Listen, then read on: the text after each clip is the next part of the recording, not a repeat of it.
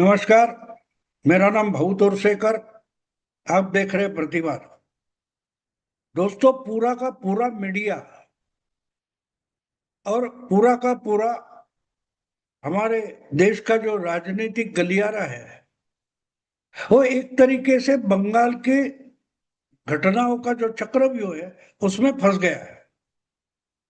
अब चक्रव्यूह क्या होता है? हम चक्रव्यूह शब्द का इस्तेमाल बार बार करते हैं, बहुत सारे लोग करते हैं, हमारे पर्सनल लाइफ में करते हैं, कोई कारोबार में करते हैं, अब राजनीति में भी।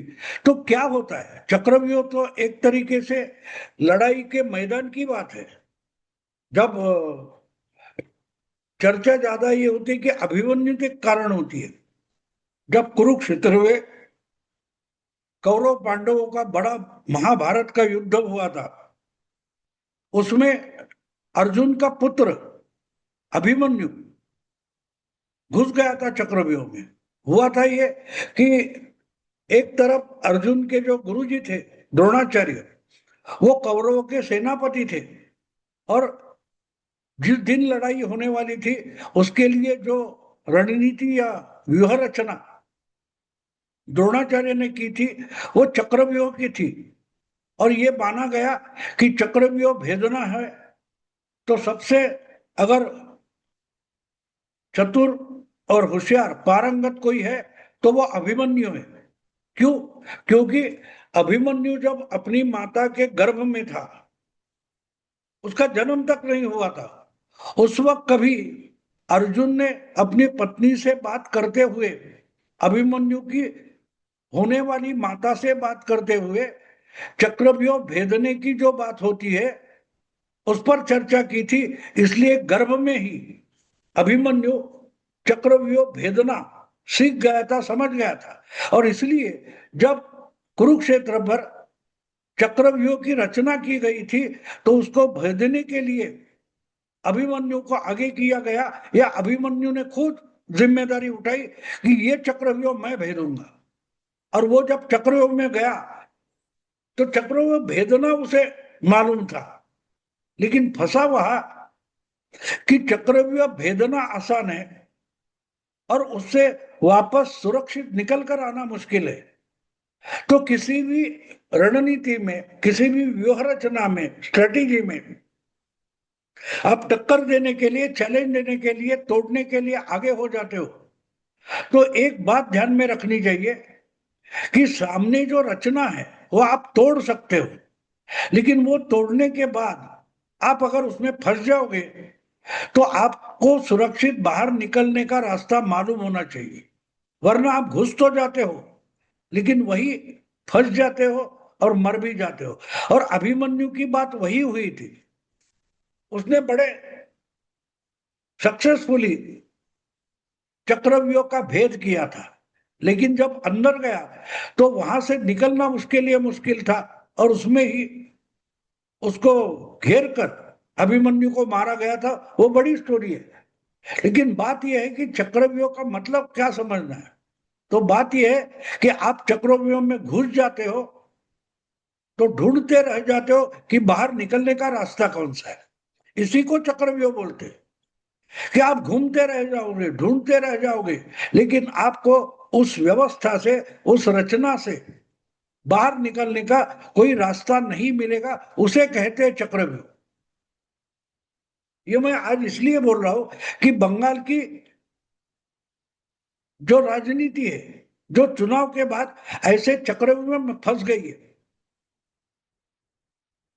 कि उसका विश्लेषण करने वाले उनको भी समझ नहीं रहा है, पता नहीं चल रहा है कि हो क्या रहा है। हर दिन हर दिन, अभी देखो 4 मई से लेकर आज तक कम से कम 6 हफ्ते होने को आए, नई सरकार आ गई, ममता हार गई, ममता की पार्टी टूट गई है, विधानसभा में अलग से टूटी है, पार्लियामेंट से अलग से टूटी। पार्लियामेंट में भी लोकसभा के 20-22 एमपी तृणमूल के अलग होकर दूसरी किसी पार्टी में मर्ज हो गए।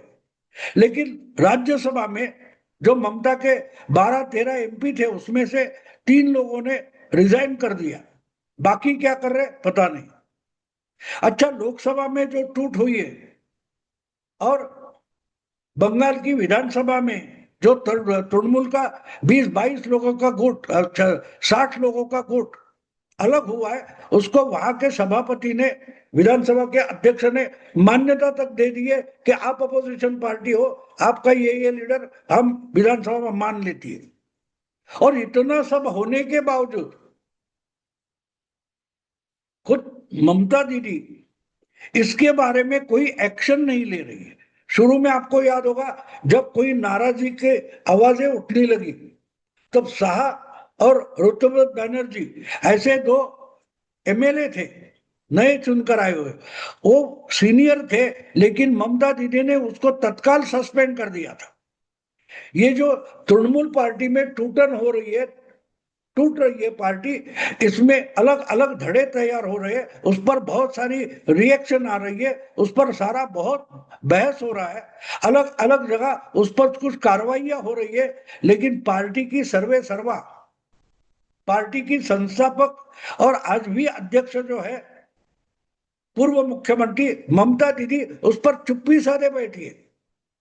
जो टूटने वाले एमपी हो या एमएलए हो, उनके खिलाफ ममता ने कुछ शब्द बोले नहीं है, ना उन पर कोई एक्शन किया है। मैंने बोला ना, ऋतुव्रत बैनर्जी और वो कोई शाह, इन दोनों लोगों को छोड़कर ममता ने किसी के भी खिलाफ कठोर कार्रवाई या कोई भी कार्रवाई नहीं की। अब जो 22 एमपी टूटे, उन पर उन्होंने कोई सस्पेंशन वगैरह का कार्रवाई की, ऐसा कुछ भी नहीं है। हाँ, एक बात है, एक बात है कि ममता के जो लॉयलिस्ट है, उसमें से कीर्ति आजाद लोकसभा के सभापति से जाकर मिला और उन्होंने कुछ आर्ग्यू किया है, लेकिन खुद ममता दीदी जो दिल्ली भी आई थी, कोलकाता भी वापस गई है, लेकिन ममता दीदी इस सब टूटन में कोई भी एक्शन नहीं ले रही है, और इसीलिए ये एक अजूबा बन गया कि ये क्या है। और उसमें ममता की जो टूटने वाले गुट है, अलग हो गए गुट है, उनको भी समझ में नहीं आ रहा है करे तो क्या करे। बंगाल के अलग अलग पार्टियां जो होगी, कांग्रेस होगी, सीपीएम होगी, उनके भी समझ में नहीं आ रहा है कि हो क्या रहा है और हम इसमें क्या रिएक्शन दें। बंगाल कांग्रेस के जो आज के सबसे बड़े नेता है अधीर रंजन चौधरी, जो लोकसभा भी हारे थे और अभी अभी विधानसभा भी हारे, उन्होंने टूटने वाले ग्रुप को एक ऑफर दी थी, चलो आ जाओ कांग्रेस पार्टी में, तुम तो ओरिजिनली कांग्रेस वाले हो, ममता के साथ निकल गए थे, चलो वापस आ जाओ। ये टूटने वाले या ममता के खिलाफ जाने वाले एमएलए वगैरह थे, उनको अधीर रंजन चौधरी ने ये ऑफर दी थी कि चलो वापस आ जाओ, लेकिन वो वापस नहीं आए।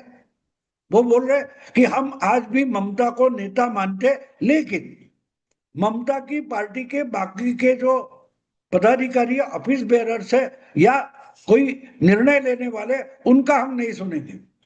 हम लेजिस्लेटिव तृणमूल कांग्रेस पार्टी है और हम ही ओरिजिनल है। लेकिन उन्होंने ममता को अपना मार्गदर्शक एडवाइजर होने की सलाह दी है। तो इसलिए पूरी बंगाल की राजनीति जो और तृणमूल कांग्रेस की राजनीति है, वो एक तरीके से एक अजीब चक्रव्यूह बन गया। अब एक बात है कि बार बार देश में कोई भी पार्टी टूटती है, फूटती है, अलग खेमे बन जाते हैं, आपस में झगड़े हो जाते हैं, तो इसका ठिकरा हमेशा अमित शाह या बीजेपी के नाम पर फोड़ा जाता है। तो इसमें भी बोला जा रहा है, हाँ ये ऑपरेशन लोटस चल रहा है। 15-20 साल पहले कभी कर्नाटक में जनता दल सेक्युलर और कांग्रेस पार्टी में जो दो धड़े हुए थे, उसको अरुण जेटली ने ऑपरेशन लोटस बोला था। तब से ये बात चल रही है कि बीजेपी के खिलाफ कोई पार्टी टूटती है तो उसको ऑपरेशन लोटस बोला जाता है। आपको याद होगा, महाराष्ट्र में उद्धव ठाकरे को लीडरशिप नकारते हुए एकनाथ शिंदे अलग गुट बना गए, तो उसको भी ऑपरेशन लोटस बोला गया। अजित दादा पवार ने शरद पवार की लीडरशिप से पंगा लिया, उनको भी ऑपरेशन लोटस बोला गया। अभी अभी आम आदमी पार्टी के राज्यसभा में 10 एमपी है, उनमें से 7 हटकर बीजेपी में विलय हो गया, उसको ऑपरेशन।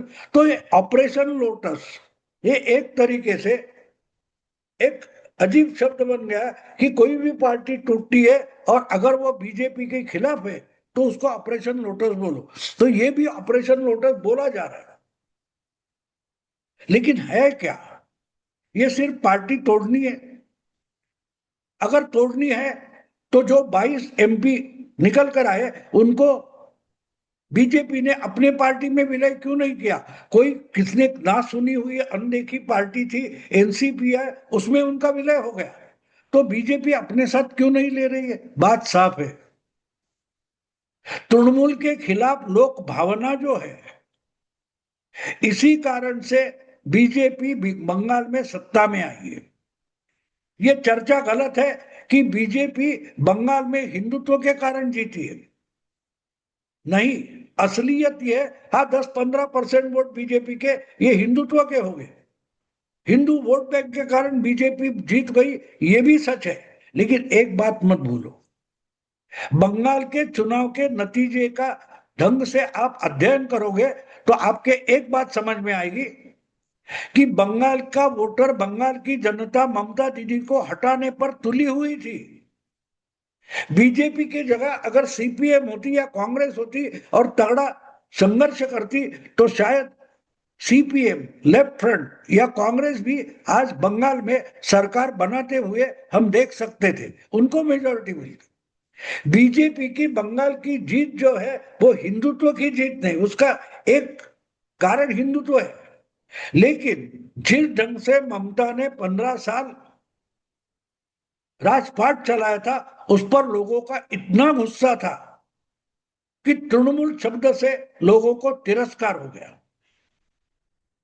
तृणमूल शब्द से गुस्सा आता है लोगों को, और हम देख रहे हैं रास्ते पर निकलने वाला कोई भी तृणमूल का नेता होगा, एमएलए होगा या पदाधिकारी होगा, उसको लोग रास्ते पर रोककर पीट रहे, सड़े हुए अंडे टमाटर मार रहे। तो ऐसे तृणमूल कांग्रेस से, कांग्रेस में रहना, ये सारे लोगों को एमपी हो या एमएलए हो, उनको डर लगता है कि लोग हमको रास्ते पर पीटेंगे। तो इससे अच्छा है कि भाई हम ममता के लॉयलिस्ट नहीं है, हम भी ममता के खिलाफ है। अगर आम जनता ममता के खिलाफ है तो हम भी, तृणमूल के बहुत सारे 60 एमएलए या 22 एमपी जो है वो भी ममता के खिलाफ है। जिस कारण से बंगाल की आम जनता और वोटर ममता पर गुस्सा हुआ है, बिल्कुल वैसा ही गुस्सा हमारे मन में अभिषेक बनर्जी और ममता बनर्जी के लिए है।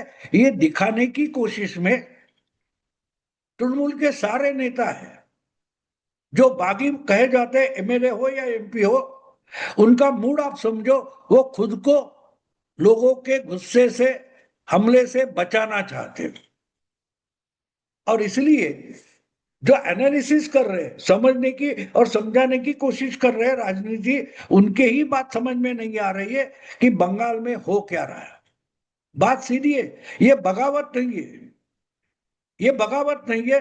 लोगों का जो गुस्सा है, मतदाता को गुस्सा है, जिसका परिणाम हमने देखा कि बीजेपी जीत गई, तो वो गुस्सा अब ममता दीदी के जो फॉलोअर्स थे, नेता थे, उन पर टूट पड़ा है। और उससे खुद का बचाव करने के लिए हर एक को तृणमूल का नाम छोड़ना है, तृणमूल का साथ छोड़ना है।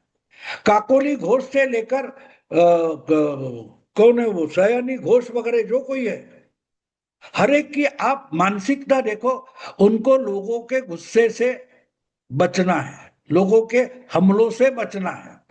और इसलिए वो डिक्लेयर कर रहे, वो बगावत नहीं कर रहे, वो डिक्लेयर कर रहे कि हम ममता का नेतृत्व तो नहीं मानते। जो कुछ ममता ने किया, जो कुछ ममता ने राजपाट के लिए किया, करप्शन किया, तोलाबाजी की, लोगों को लूटा, लोगों को मारा, गुंडागर्दी की, उसको मदद की, वो सब हम उसको सपोर्ट नहीं करते। हमको भी वो गलत लगता था, लेकिन जितनी जनता डरी थी उतने ही हम एमएलए एमपी डरे थे, इसलिए ममता को रोक नहीं पाए। लेकिन आज अगर जनता भयमुक्त हो गई है तो एमपी और एमएलए भी तृणमूल कांग्रेस के भयमुक्त हुए हैं, और इसलिए हम ममता को नकारते हैं, ये दिखाने के लिए सब चल रहा है, उसको बगावत नहीं कहते। उसको अपनी चमड़ी बचाने की कार्रवाई बोलते हैं।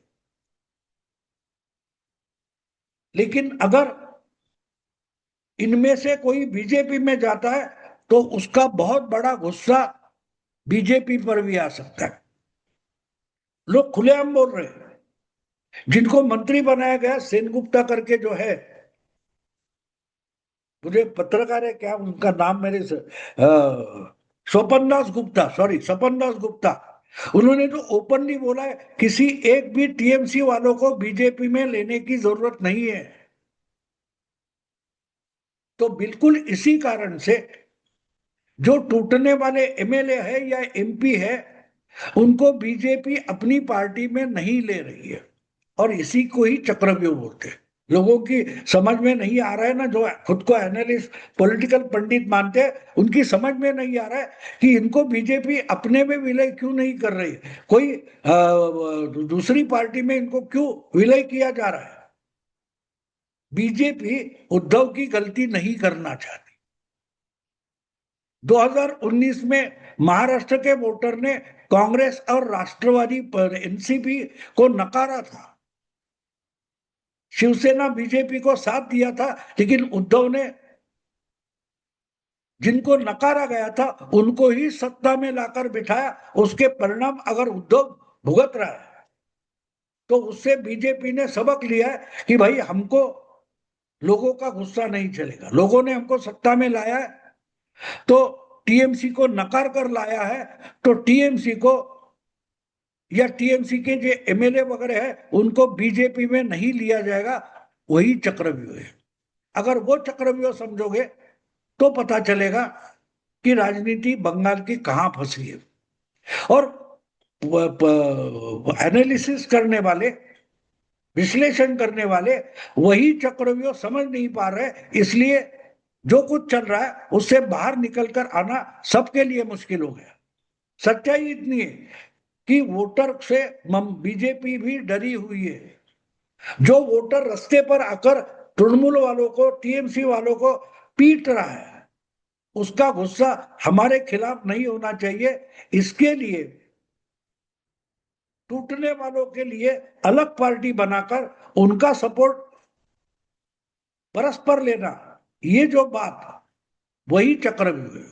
बीजेपी को उनकी संख्या चाहिए, उनकी जिम्मेदारी नहीं चाहिए।